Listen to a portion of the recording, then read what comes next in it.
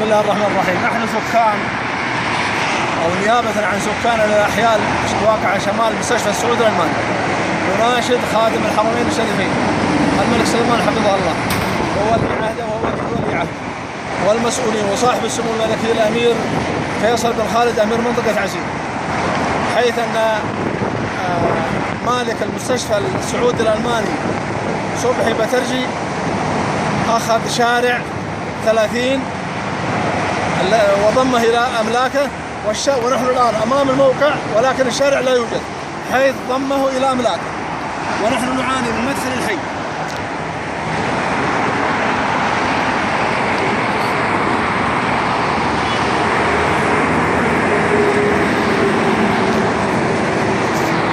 ولدينا ما يثبت، لدينا كروكي يثبت بأن الشارع مأخوذ من قبل صاحب المستشفى، كذلك الدلمون منتزه الدلمون غربا،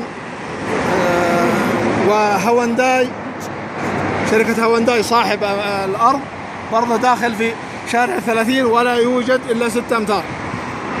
ونفيدكم أن صاحب المستشفى أقام برج على الشارع 6 أمتار، فهل هذا يعقل أن يقام برج كم يعني متعدد الأدوار على شارع 6 متر، حيث نعاني معاناة لا تدخل عندنا الوايتات الماء ولا الدفاع المدني لا قدر الله لو صار حادث أو حريق.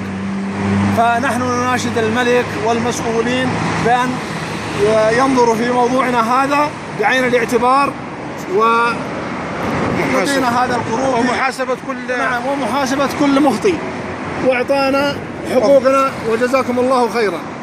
وضح الكروك يا أبو سعيد. هذا هو الشارع اللي غير موجود الآن، هذا الشارع الذي يضم إلى أملاك المستشفى السعودي الألماني، هذا هو شارع 30 متر 30 متر، ونحن الآن هنا على طريق أبها الخميس تحديدا هنا، تحديدا عند الشارع الآن هذا اللي لا يوجد لا على الطبيعة ولا. والشارع هذا 30 كذلك منتزه الدلمون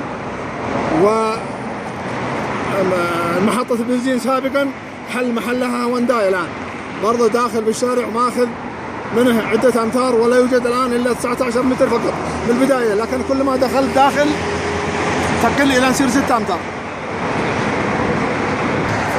ولا يوجد كما تلاحظون أنه مغلق. شوف يا أخوي إنك صورت هنا يا صور كذا.